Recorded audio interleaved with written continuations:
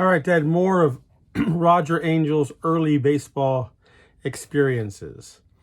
So we finished up last time talking about going to 70,000 plus Sunday doubleheaders against the Tigers or the Indians or the Senators.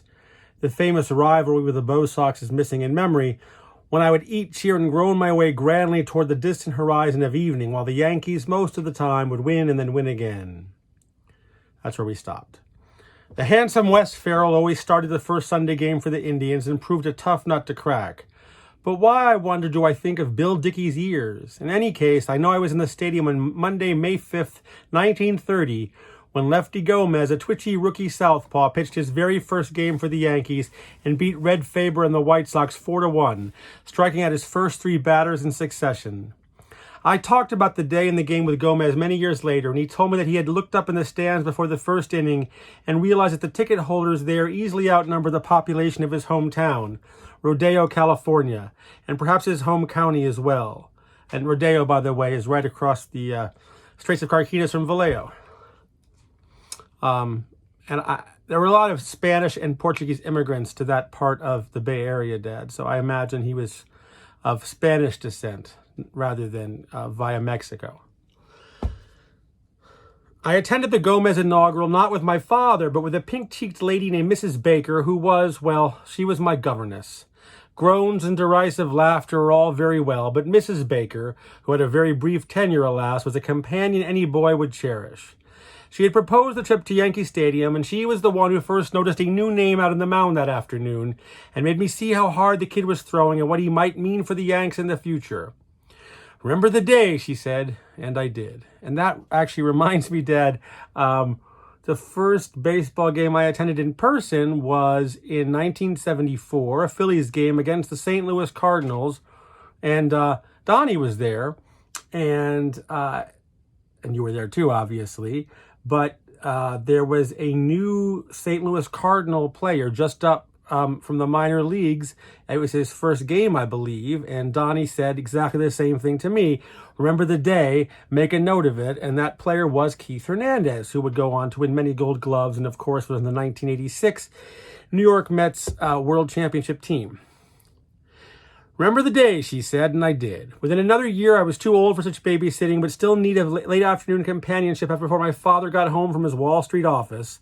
My sister was away at school by now. He solved the matter by hiring a Columbia undergraduate named Tex Goldschmidt, who proved to be such a genius at the job that he soon moved in with us to stay.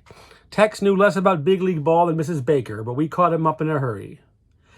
Baseball memories are seductive, tempting us always towards sweetness and undercomplexity.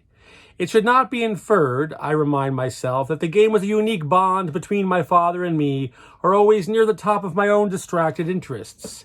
If forced to rank the preoccupying family passions in my home at that time, I would put reading at the top of the list, closely followed by conversation and opinions, politics, loneliness — my father had not yet remarried, and I missed my mother — friends, jokes, exercises and active sports, animals — see below — theater and the movies, professional and college sports, museums, and a very large miscellaneous. Even before my teens, I thought of myself as a full participant, and my fair-minded old man did not patronize me at the dinner table or elsewhere.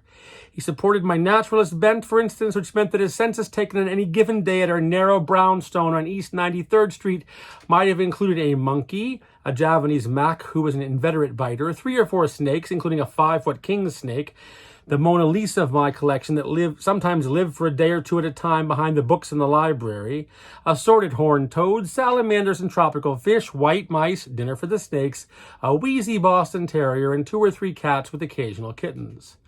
Baseball, to get back on track here, had the longest run each year, but other sports also got my full attention.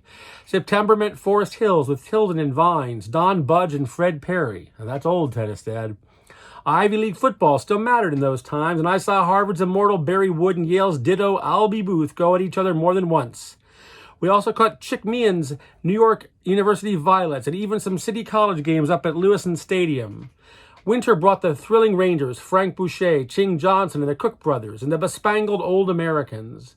There was wire netting atop the boards instead of plexiglass, and Madison Square Garden was blue with cigarette and cigar smoke above the painted ice. I went there on weekends, never on school nights, usually in company with my mother and stepfather, who were red-hot hockey fans. Twice a year, they took me to the 6-day bicycle races at the Garden. Reggie McNamara, Alfred Letourneur, Franco Giorgetti, Torshi Peden. And in midwinter to track events there with Glenn Cunningham and Gene Vensky trying it again to break the 4-minute mile at the Millrose Games. Looking back, I wonder how I got through school at all. My mother, I should explain, had been a Red Sox fan while growing up in Boston, but her attachment to the game did not revive until the mid-1940s when she fetched up at Presbyterian Hospital for a minor surgical procedure. A fellow patient across the hall at Harkness Pavilion was Walker Cooper, the incumbent Giants catcher, dry-docked for knee repairs, who kept in touch by listening to the Giants game broadcast every day. My mother turned her radio on too and was hooked. Sports were different in my youth, a series of events to look forward to and then to turn over in memory, rather than a huge, omnipresent industry with its own economics and politics and crushing public relations. How it felt to be a young baseball fan in the 30s can be appreciated only if I can bring back this lighter and fresher atmosphere. Attending a game meant a lot, to adults as well as to a boy, because it was the only way you could encounter athletes and watch what they did. There was no television, no instant replay, no evening highlights. We saw the players' faces, and newspaper photographs were in the pages of Baseball magazine, an engrossing monthly with an invariable red cover, to which I subscribed, and here and there in an advertisement. I think Lou Gehrig plugged Fleischmann's yeast, a health remedy said to be good for the complexion. We never heard athletes' voices or became aware of their image. Bo Jackson and Joe Montana and Michael Jordan, this was written in the 90s, obviously, Dad, were light years away. Baseball by radio was a rarity, confined for the most part to the World Series. The 3 New York teams, in fact, banned radio coverage of their regular season games between 1934 and 1938 on the theory that daily broadcasts would damage attendance. Following baseball always required a visit to the player's place of business, and once there you watched them with attention, undistracted by diamond vision or rock music or game promotions. Seeing the players in action on the field, always at a little distance, gave them a heroic tinge. The only player I can remember encountering on the street one day on the west side was the Babe, in retirement by then, swathed in his famous camel hair coat with matching cap.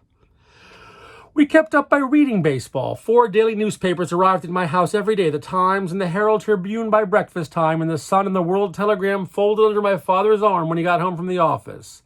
The games were played by daylight, and with all 16 teams situated inside 2 time zones, we never went to bed without knowledge of that day's baseball. Line scores were on the front page of the afternoon dailies, scrupulously updated edition by edition, with black squares off to the right indicating latter innings as yet unplayed in Wrigley Field or Sportsman's Park.